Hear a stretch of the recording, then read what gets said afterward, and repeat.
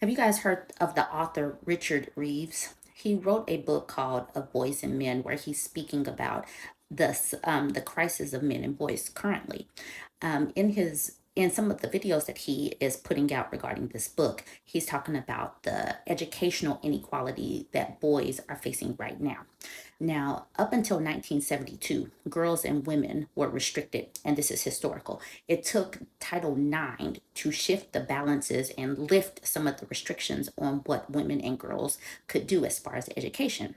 And obviously, this is around the time of feminism really popping off. He's saying that inequalities are now boys and men are behind, and the equality inequality gaps are as big as they were before 1972.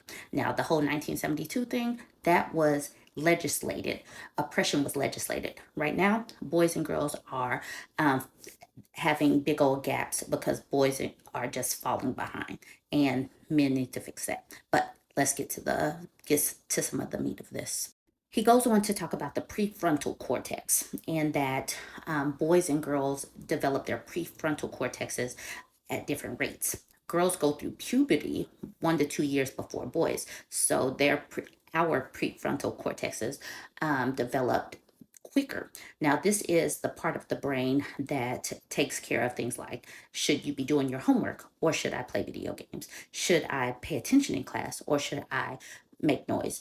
And what he's saying is that boys should be held back 1 to 2 years so that their brains have developed to be on par with the girls. He goes on to talk about heal jobs versus STEM jobs. Heal jobs are jobs that are in health, education, administration, and literacy, and how these jobs are typically gendered as well and gendered towards women. But like I said, there is a reason historically for that. He was saying that more men need to be pushing towards these jobs because this is where things are going. He said that for every one job in STEM, there will be three jobs in HEAL. Plus, men and boys need to see other men in these roles, especially like education and the psychology department, so that men and boys can see other men that are like father figures or mentors.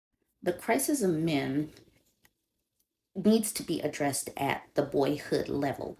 But since this country is so wrought with sexism historically and historic oppression, that some of these things will take uprooting and reconfiguring.